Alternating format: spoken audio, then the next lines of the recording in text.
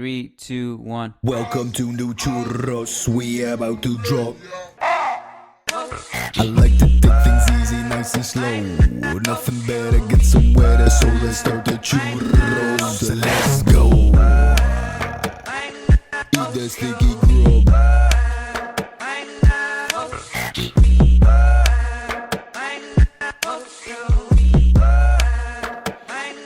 Hello and welcome to the Churros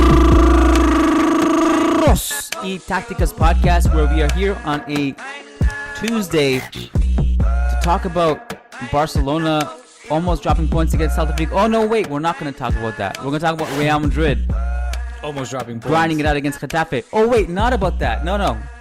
We're going to talk about Rubiales throwing Sevilla, Valencia, and Villarreal under the bus. Vicious. Let's not talk about that.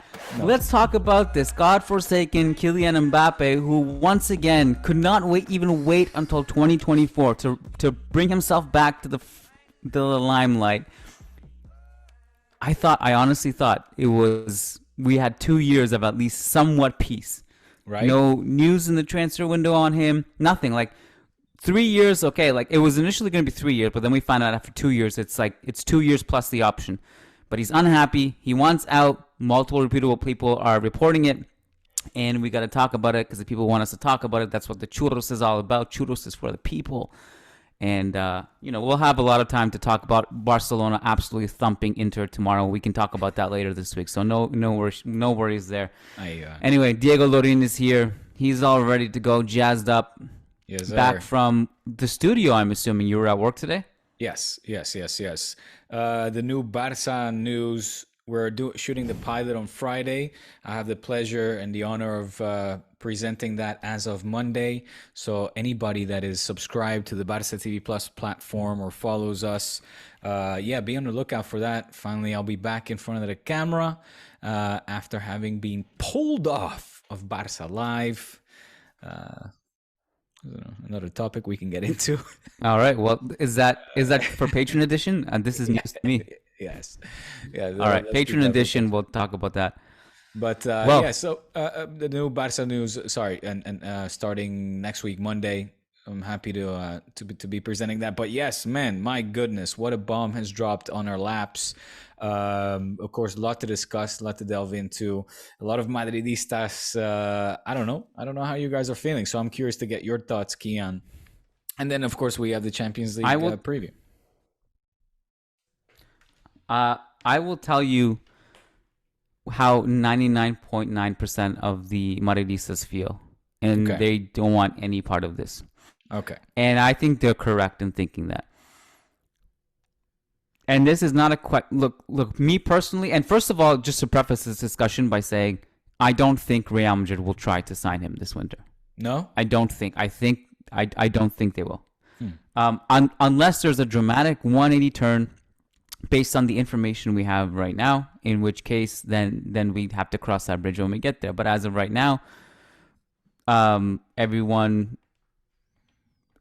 and based on what we know at Managing Madrid, Lucas Navarrete's sources, and also what we've been reading, Real Madrid don't want to go near this again and be toyed with. So interesting.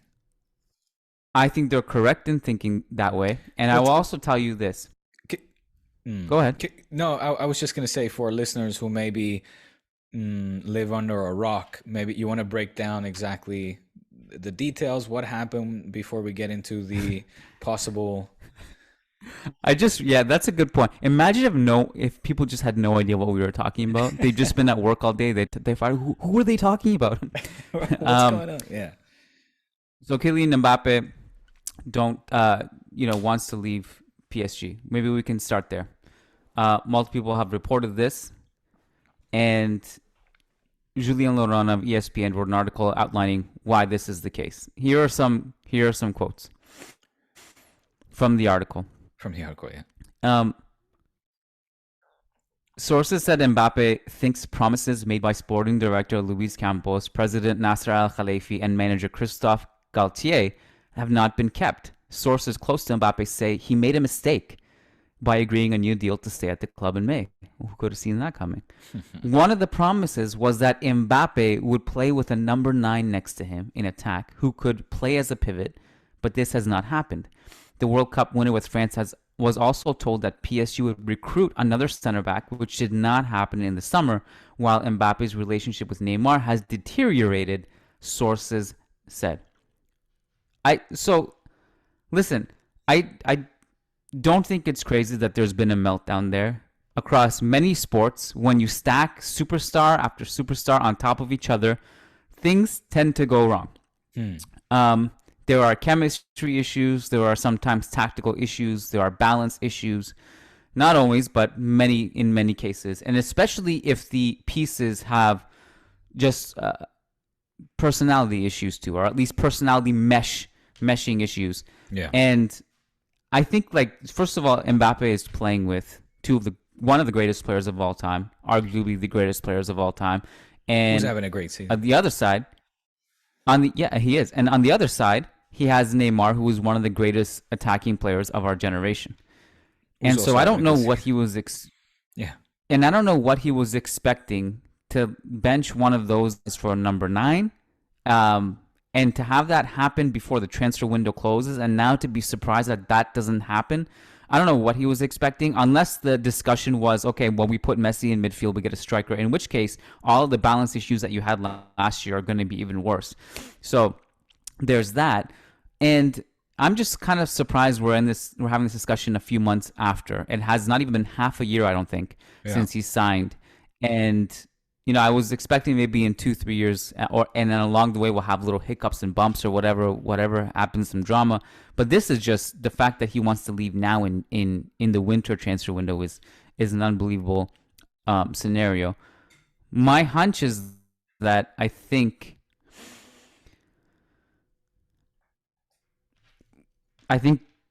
teams just won't take a gamble on him.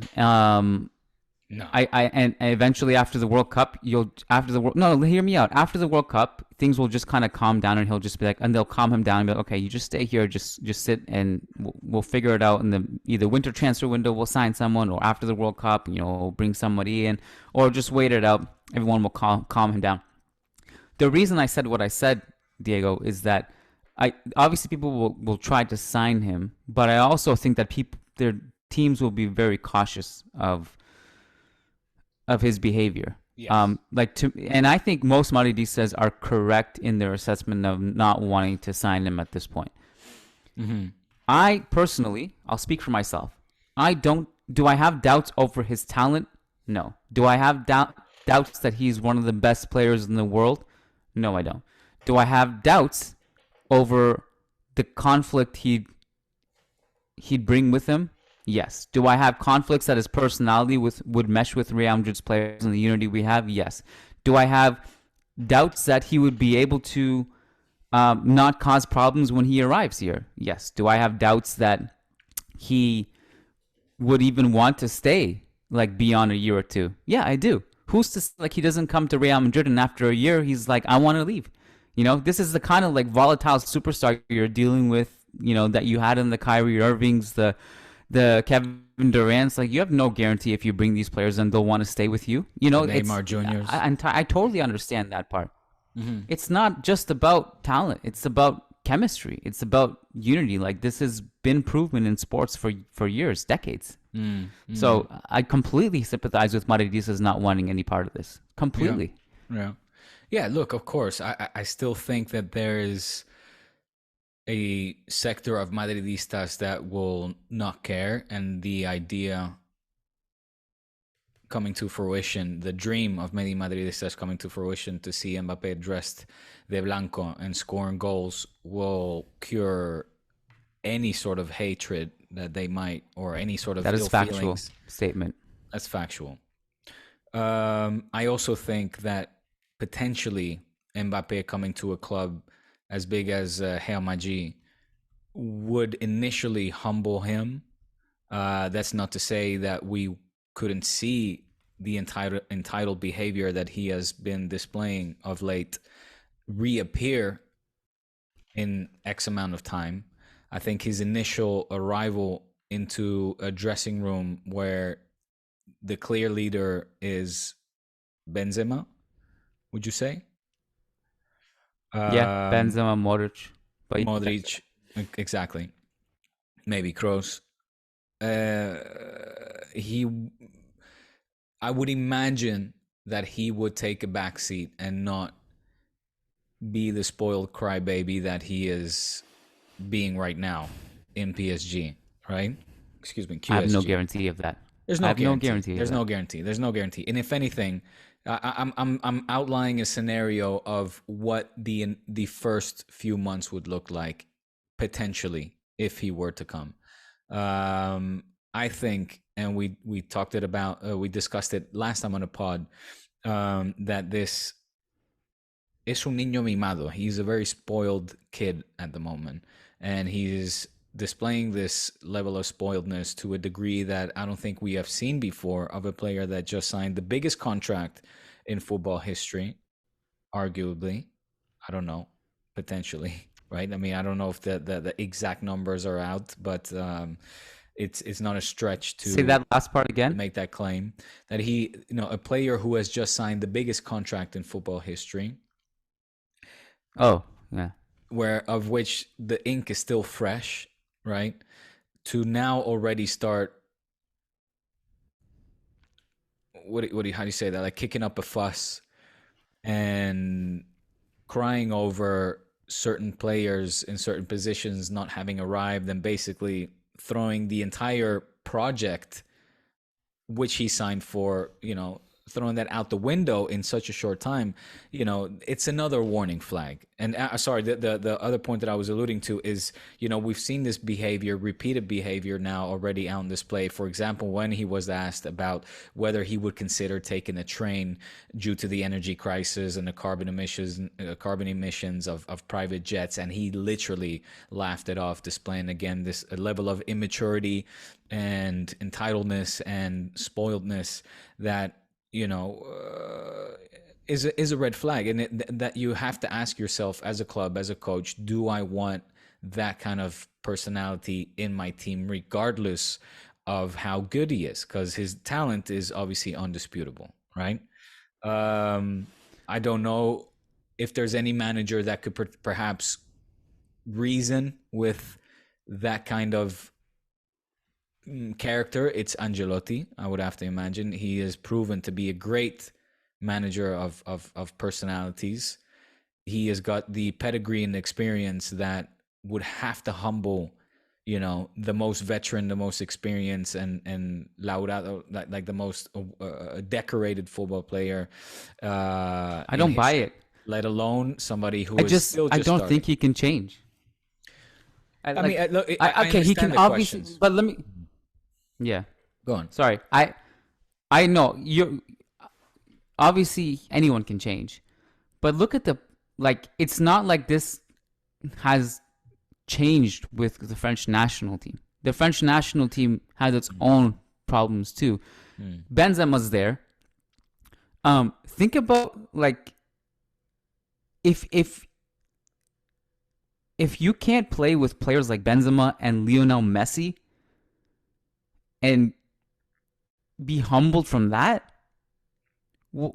and it takes the perfect manager like an Ancelotti or Zidane to get you to buy in and put your ego aside, Right. then that's just a red flag. What, I need to bring in the perfect manager? Erling Haaland does not have this baggage. Cristiano Ronaldo didn't have this baggage. Lionel Messi did not have this baggage. So why should play?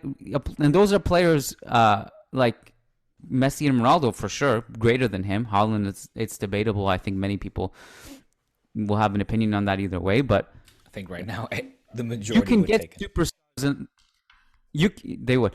You could get superstars in this day and age, and really throughout history of football, who come without the baggage. Yeah. And I just, as the older I personally get, and the more I observe sports, the more I really, really believe in the idea of unity. Yeah. Unity and talent, but certainly unity trumps everything, and it's extremely necessary in order to win championships. You have to be on the same page. The more on page you are with the talent you have, the better your chances are going to be. The less distractions you have, all that stuff. So I just, it's not that he can't change, but I'm it's not like he's also been playing with thugs his whole career. He's been playing with highly respectable players who can keep him in check, who can keep him humble, and can keep him focused. So I just like it, like the idea of that his relationship with Neymar is disintegrated, or whatever the word used in the article. There's no guarantee that he could come to Real Madrid and then not mesh with another superstar. When you start to become the common denominator, you're the red flag, not the players around you. And that's what I'd be worried about. And that's why I personally would get that Real Madrid wouldn't touch this one. Yeah, yeah. I mean, again, another warning sign we got just recently after the international break when in a post-match interview, he said, well, here at France, I play with a lot more freedom. Yeah. I'm more comfortable here. So it was already early signs then, or early signs. I mean, these early signs, especially when it came to Neymar and him, we've been hearing about that since a while now, right? And I find it funny that these two guys are clashing when, to me, perhaps as a culé, their attitude and behavior is very similar. There's a lot of parallels in what we're seeing take place right now between a Neymar and an Mbappe. In my opinion, Neymar checking out early from the project that he had built, and very successfully so, at Barça. In that case, it was more of a money grab. It was, well, maybe he wants to step out of the shadow of Messi and create his own dynasty and team around him. That has clearly not worked out, despite the fact that he's having very good numbers. I think it's 11 goals, 9 assists. Earlier you mentioned, or Messi's, actually I don't know if you mentioned Messi's, but I mean, he's having a great season. Somebody like Mbappe, who I still consider as just starting out, despite him having won a World Cup with France and league titles with PSG, with QSG, that really clearly have no impact or significance to anybody, let alone Mbappe, and who's eyeing the Champions League. For him to be so, I don't know what's the word, like whether it's salty, sour, dissatisfied already so soon, when he was made the focal point of that club, bringing in the coach. Didn't he bring in didn't the manager come in upon his requests? Didn't Luis Campos come in upon his request? I mean, he has literally built that club, not just from on the pitch, but off of it too. And now he's checking out. It's surreal. I don't want to neither. Also, can he not just sell himself? If he's the sporting director, can he not just sell himself? That could be a good. Look, I'll play devil's advocate a little bit, or maybe it's not devil's advocate, but I don't want to neither start some sort of lynch mob, and this news is still fresh. We don't know with 100% assurance whether these claims are true. It comes from Le Parisien. Fair point. The reputation of Le Parisien, quite honestly, is unbeknownst to me. I don't know if they have much credibility, if they have a track record of bringing out these exclusive news bombs that hold validity and truth. So I guess we have to wait and see. It's one thing's for sure, and that's that Qatar Saint-Germain is a goddamn shit show at the moment. I thought that Barça, we were a club of kind of surrounded by turmoil of late and attention-grabbing headlines, but I'd hate to be a QSG fan right now, because it's just one after the other, and it's you wonder how sustainable it is, I guess, is where I'm going to. Well, okay, so yeah, those are all. If you're a PSG fan, like Messi and Neymar are getting older. Mbappe was one of the bridges to the future. To give them some solace is that I don't think Mbappe was ever going to stay long term, like beyond his mega contract. Right. They have a lot of money, and Luis Campos in charge, who is an extremely smart talent recruiter. I think him plus the infinite money, they'll be okay, with or without Mbappe. So they should find some solace in that, in my opinion. The other, sorry, finish your thought. Just that Mbappe's demands, it'll be interesting to see what team does go for him. There are a lot of reports that PSG won't sell to Real Madrid, which is not a shocking surprise, even if those stories could be made up but still be true. I definitely PSG treat us the same way they treat Barca. You know, it's the one thing, and we've said it. It's the one thing that bands Real Madrid and Barcelona together is the rise against PSG. Totally. But no team is going to match the salary given to him. Not even these really rich teams. And I don't think he necessarily will care about that because he got his massive bonus already, signing bonus, and he's still going to be making virtually an infinite amount of money. Yeah. If obviously I'm not a rich person. To me, like if I was rich, I don't know like what it means for my life and also my future my future grandchildren and whatnot, generations to come, to have like 310 million in my bank account as opposed to 300 million. I don't know what that 10 million difference is. Like I don't even understand how to process or register that because it's not my reality. But I can't imagine that would even matter at that point. Like I honestly, like, how much money are you gonna pass down anyway? Don't you want your kids to like work, like, and your grandchildren to work at least? You know, I always thought that the ideology of like sorting out your whole family tree and just passing all the money down forever and making infinite amount of money, it is in some ways this kind of bizarre that's a different discussion from just a philosophical standpoint. Yeah. Like, don't you want your children to work? Anyway, that's besides the point. To understand the value of hard work and money, absolutely. Sure. Anyways, that was besides the point. So just my point was it'll be interesting to see who will come into play. I mean, Liverpool has been one of the rumored ones, which would obviously make sense in a lot of ways because Newcastle, they could definitely use some help in attack. New kid on the block. It's the Newcastle. The rise of Newcastle. If Newcastle get him, that's just hilarious. Wouldn't that just be hilarious? It would be amazing. I would find it very amusing.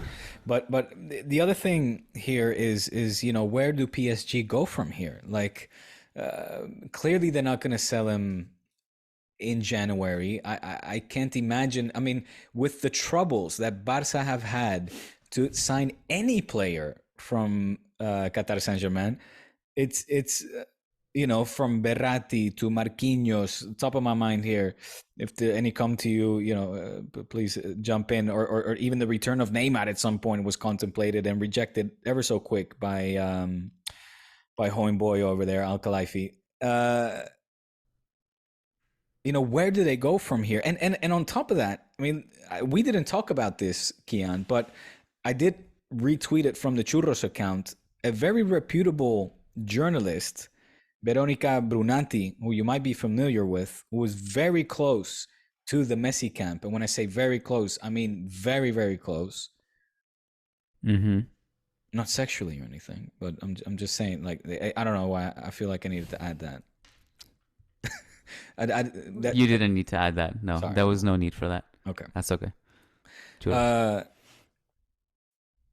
She put out a tweet not very long ago and said that as of June 1st, 2023, Leo Messi will be a Barça player once again. Uh-huh. She would never tweet something like that if that didn't hold a grain of truth, okay? Sure. Now, she came on recently, I think it was yesterday, and I read this in passing because it's been very busy at the office. I didn't have time to delve into this article, where she sort of rectified and said this tweet that I put out is not based on information that has come my way or arrived to me through the Messi camp, sino por otro lado, but rather from other sources. Good sources, valid sources. Otherwise, again, she wouldn't tweet something like that. But she said, this is not confirmed. This has not been confirmed to me by the Messi camp. Now, that has to be added because I think, she mentioned as well, of course, anything can happen. Let's say Messi does leave, right? PSG are desperate to keep him and they want to offer him another plus one, year plus one contract, etc. They want to obviously hold on to him. If he checks out, if Neymar checks out, because it seems that they're done with Ney, and Mbappe leave, where does that leave QSG? Like, where do they go from there? I mean, so my point being, again, let's say that Messi leaves because he's like, look, I don't want to sign any extension. This club is fucking weird. I'm out of here. Neymar's like, I don't know how long he has left on his contract. I think it's 2024. They might be like, look, Ney, it's time to go, buddy. I can't see them letting go of Mbappe, no matter how fucking, how big of a shit fit Mbappe, kicks off over there. Al-Khelaifi, if one thing he has proven is that he's quote unquote a man of his word, meaning that if he doesn't want a player to leave and says you're not going to leave, that player is not fucking leaving. That is a golden cage, QSG. So just to keep that in mind. That's the main point, is that they will have all the leverage in the world to be like, no. Yeah. So you can just stay here and you will stay here. And that's it. I mean, with regarding Messi and Neymar, I think we always knew that the shelf life of Messi at PSG, I always personally felt was pretty small window. Like, it wasn't necessarily a forever thing. He's a bit older. I think he'll want to, go back to Barca at some point if he is able to, or wherever. And so I just felt like that was always, and like I said, Mbappe was the piece where that could bridge it, and you keep it going, and he becomes the leader, the future leader. Yeah. I don't know if he's capable of leading a team in that way, from a leadership standpoint, not from a talent standpoint, but from a leadership standpoint. And the other aspect of this is, again, like I mentioned, if Luis Campos, if PSG themselves are smart enough to give Luis Campos the keys with an infinite amount of money, then I think they'll be fine. I think they can replenish. There will be new stars that come. They'll go through maybe a couple years of growing pains, but I think they have at least the brain power in Luis Campos to bounce back. There is that, but it'll be a massive setback, though. Yeah, it will be. I mean, the fact that I'm looking forward to it. Don't get me wrong. I have no sympathy. Sure. No, I mean, if the Messi, Mbappe, Neymar era ends without a Champions League trophy, I think we'd all consider it a failure, right? Of course. Yeah. 100%. Depending, like, if they get to the final or something at least, and then they lose through some freak stuff or the penalty shootout, then you can at least have a leash with that and be like, okay, well, they got this far, they had a bad bounce, whatever. But last year they were eliminated in the round of 16, and they literally melted, they withered, they turned into dust with any little pressure that blew on them. They turned into dust. And so if they go through something like that again, or if they exit early, and again, this is where chemistry and unity comes into play.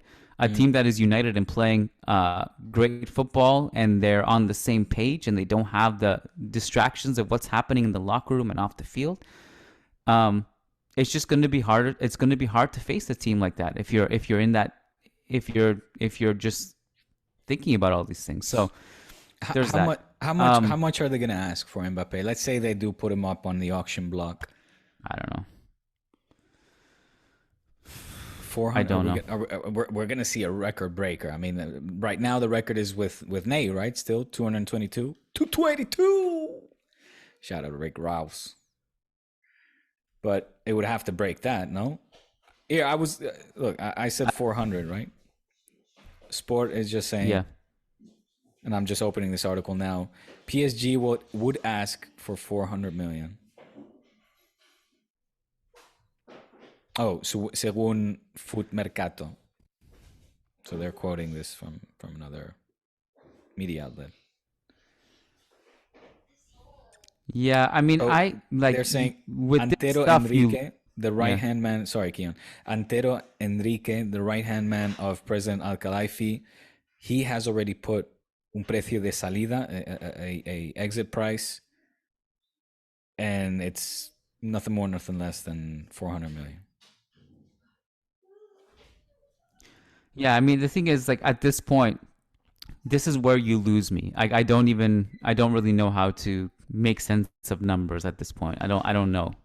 I just know numbers don't really make sense to me anymore. And the fact that what his signing bonus was 200 million or close to it at least, and he wants to leave a few months later, that is in itself is going to be expensive.